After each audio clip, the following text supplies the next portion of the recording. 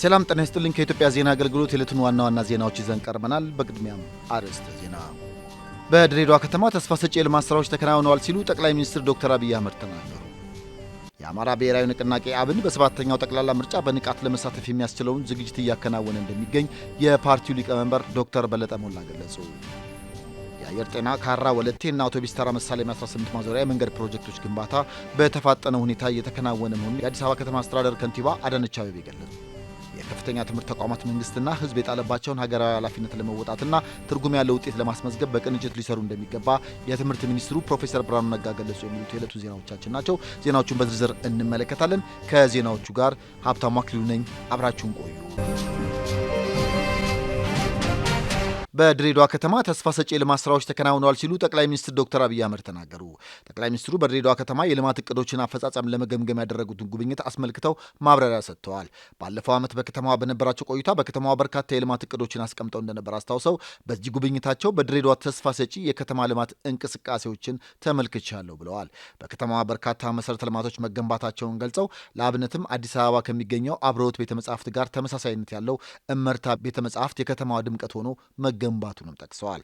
ቤተ መጻሕፍቱ ከመደመር ትውልድ መጽሐፍ ሽያጭ በተገኘ ገቢ የተገነባ ሲሆን ለከተማ ወጣቶች የእውቀት መገበያያና የአእምሮ ማጎልበቻ እየሆነ እንደሚገኝም ገልጸዋል። በከተማዋ የተለያዩ ክፍለ ከተሞች ለታዳጊ ወጣቶች የስፖርት ማዘውተሪያ ቦታዎች፣ የመዝናኛ ስፍራዎች፣ ፓርኮች፣ የሳይክል መንገዶችና ሌሎች በርካታ መሰረተ ልማቶች መገንባታቸውንም አብራርተዋል። በድሬዳዋ የኮሪደር ልማት ነባርና አዳዲሶቹን ጨምሮ 187 ኪሎ ሜትር መንገድ ተገንብተዋል ያሉት ጠቅላይ ሚኒስትሩ በከተማዋ ለውጥና እመርታ እንዳለ መመልከታቸውንም ገልጸዋል።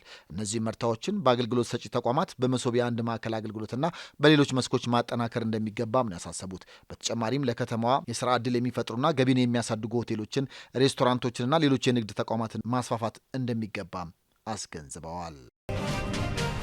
የአማራ ብሔራዊ ንቅናቄ አብን በሰባተኛው ጠቅላላ ምርጫ በንቃት ለመሳተፍ የሚያስችለውን ዝግጅት እያከናወነ እንደሚገኝ የፓርቲው ሊቀመንበር ዶክተር በለጠ ሞላ ገለጹ። የኢትዮጵያ ብሔራዊ ምርጫ ቦርድ ባወጣው መርሃ ግብር መሰረት ሰባተኛው ጠቅላላ ምርጫ ግንቦት 24 ቀን 2018 ዓ.ም ለማካሄድ የቅድመ ዝግጅት ስራዎች እየተከናወኑ ይገኛል። በምርጫ ቦርድ እውቅና የተሰጣቸው የፖለቲካ ፓርቲዎች የምርጫ ምልክቶቻቸውና ማኒፌስቶቸውን ከማስተዋወቅ ባለፈ በተቀመጠው የጊዜ ሰሌዳ መሰረት እጩዎቻቸውን በማስመዝገብ የምርጫ ክርክር እያካሄዱ ነው። በተጨማሪም ከየካቲት 28 ቀን 2018 ዓ.ም ጀምሮ የመራጮች ምዝገባ ሂደት በይፋም ተጀምረዋል። የአማራ ብሔራዊ ንቅናቄ አብን ሊቀመንበር ዶክተር በለጠ ሞላ ከኢዜአ ጋር ባደረጉት ቆይታ እንደገለጹት ፓርቲው ካለፈባቸው በርካታ ውስጣዊና ውጫዊ ፈተናዎች ወጥቶ አሁን ላይ ራሱን ለውድድር እያዘጋጀ ይገኛል ብለዋል። አብን በምርጫው ለመሳተፍ የሚያደርገው ጥረት በአማራ ክልል ብቻ የተገደበ ሳይሆን በተለያዩ አካባቢዎች ጭምር ተወዳዳሪ ሆኖ ለመቅረብ እየሰራ መሆኑን አስታውቀዋል። በመሆኑም ፓርቲው በተለያዩ የአገሪቱ አካባቢዎች የሚገኙ ደጋፊዎቹን በማስተባበርና ድርጅታዊ መዋቅሩን በማጠናከር በሰባተኛው ጠቅላላ ምርጫ ውጤታማ ለመሆን በትኩረት እየተንቀሳቀሰ መሆኑን ገልጸዋል። ምርጫው ስኬታማና ታማኒ እንዲሆን መንግስት፣ ህዝቡና የፖለቲካ ፓርቲዎች በጋራ በመስራት የሚጠበቅባቸውን ታሪካዊ ኃላፊነት ሊወጡ እንደሚገባም ተናግረዋል። በተለይም መንግስት ሁሉም ፓርቲዎች በነጻነት የሚንቀሳቀሱበት ምቹና አስተማማኝ የፖለቲካ ምህዳር መፍጠሩን እንዲያጠናክርም አንስተዋል። መገናኛ ብዙሃንም ለሁሉም ተፎካካሪ ፓርቲዎች ፍትሐዊ የሆኑ የብሮድካስት መድረኮችን በማመቻቸት የድርሻቸውን ሊያበረክቱ እንደሚገባም አስገንዝበዋል። እነዚህ የተቀናጁ ጥረቶች ኢትዮጵያ ወደ ላቀ የዲሞክራሲ ስርዓት እንድትሸጋገር ትልቅ ፋይዳ እንደሚኖራቸውም ነው ሊቀመንበሩ ያብራሩት። የፖለቲካ ፓርቲዎች የሀሳብ ልዕልናን በማስቀደም ተጨባጭና ለሀገር የሚጠቅሙ አማራጭ እቅዶቻቸውን ለመራጩ ህዝብ ማቅረብ እንዳለባቸውም ተናግረዋል። ፓርቲያቸው አሁን ላይ የተፈጠሩትን የፖለቲካ እድሎች በአግባቡ በመጠቀም ሂደቱ ነፃና ዲሞክራሲያዊ ሆኖ እንዲጠናቀቅ የሚጠበቅበትን ድርጅታዊ ኃላፊነት ለመወጣት ዝግጁ መሆኑንም አረጋግጠዋል። የአየር ጤና ካራ ወለቴና የአውቶቡስ ተራ መሳለሚያ 18 ማዞሪያ የመንገድ ፕሮጀክቶች ግንባታ በተፋጠነ ሁኔታ እየተከናወነ መሆኑን የአዲስ አበባ ከተማ አስተዳደር ከንቲባ አዳነች አቤቤ ገለጹ። የአዲስ አበባ ከተማ አስተዳደር ከንቲባ አዳነች አቤቤ የአየር ጤና ካራ ወለቴና አውቶቡስ ተራ መሳለሚያ 18 ማዞሪያ የመንገድ ፕሮጀክቶችን የስራ ሂደት ጎብኝተዋል። የአየር ጤና ካራ ወለቴ የመንገድ ፕሮጀክት በቀጣዮቹ ጥቂት ወራት ውስጥ ሙሉ በሙሉ ተጠናቆ ለህዝብ አገልግሎት ክፍት እንደሚሆን ከንቲባዋ ተናግረዋል። በተጨማሪም አውቶቡስ ተራ መሳለሚያ 18 ማዞሪያ የመንገድ ፕሮጀክት በመጪው ታህሳስ ወር ተጠናቆ ለአገልግሎት እንዲበቃ በትኩረት እየተሰራ መሆኑን አስታውቀዋል። ከንቲባዋ በጉብኝታቸው ወቅት እንደገለጹት አውቶቡስ ተራ መሳለሚያ 18 ማዞሪያ መንገድ ግንባታ ለረዥም ጊዜያት በተለያዩ እክሎች ምክንያት ተጓቶ የቆየ ቢሆንም በአሁኑ ወቅት ግን በተቀናጀና በፈጣን ሁኔታ እየተከናወነ ይገኛል ብለዋል።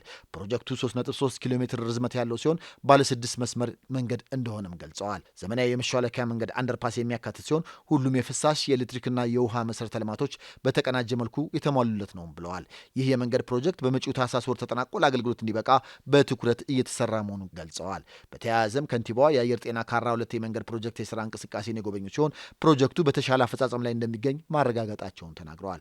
ይህ ፕሮጀክት 5.6 ኪሎ ሜትር ርዝመት ያለው ሲሆን የጎን ስፋቱ ደግሞ 40 ሜትር እንደሆነና ይህም የአካባቢውን የትራፊክ ፍሰት በከፍተኛ ደረጃ እንደሚያቃልልም ተናግረዋል። በአሁኑ ወቅት ግንባታው በመጨረሻው ምዕራፍ ላይ እንዳለ አንስተው በቀጣዮቹ ጥቂት ወራት እንደሚጠናቀቅም ተናግረዋል። የመንገድ ፕሮጀክቶቹ ግንባታ ሲጠናቀቅ በአካባቢው የሚታየውን የትራፊክ መጨናነቅ በከፍተኛ ደረጃ እንደሚቀንስና ለከተማዋ የንግድ እንቅስቃሴ መሳለጥ ትልቅ አስተዋጽኦ እንደሚኖረውም ይጠበቃል ብለዋል። የከፍተኛ ትምህርት ተቋማት መንግስትና ሕዝብ የጣለባቸውን ሀገራዊ ኃላፊነት ለመወጣትና ትርጉም ያለው ውጤት ለማስመዝገብ በቅንጅት ሊሰሩ እንደሚገባ የትምህርት ሚኒስትሩ ፕሮፌሰር ብርሃኑ ነጋ ገለጹ። የትምህርት ሚኒስቴር ለ2 ቀናት የሚቆይ የ2018 የከፍተኛ ትምህርት ተቋማት በቁልፍ ተግባራት ላይ የግማሽ ዓመት የሥራ አፈጻጸም ግምገማ በአዲስ አበባ አካሂደዋል። ሚኒስትሩ በዚህ ወቅት እንዳሉት በመድረኩ ላይ ባስተላለፉት መልእክት የከፍተኛ ትምህርት ተቋማት ምርምሮችን በማከናወንና ብቁ ዜጋን በማፍራት ረገድ ያላቸው ሚና የጎላ መሆኑን ጠቅሰዋል። ተቋማቱ አሁን ካለው ዓለም አቀፋዊ ተለዋዋጭ ሁኔታ ጋር ተወዳዳሪ ሆነው እንዲወጡ በልዩ ትኩረት ሊሰሩ እንደሚገባም አጽንኦት ሰጥተዋል። የትምህርት ጥራትን ለማረጋገጥ ከአመራር እስከ ታችኛው የስራ ክፍል የተቀናጀ ርብርብ ያስፈልጋል ያሉት ሚኒስትሩ ተቋማቱ ለሀገር እድገት እያበረከቱ ያሉትን አስተዋጽኦ ይበልጥ እንዲያጠናክሩም ጥሪ አቅርበዋል።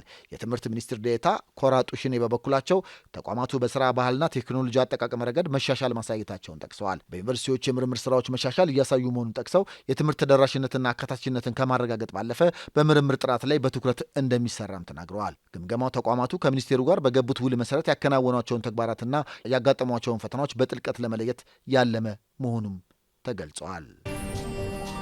ከዜናዎቹ ጋር ሀብታሙ አክሊሉ ነበርኩኝ። ሰላም ቆዩ።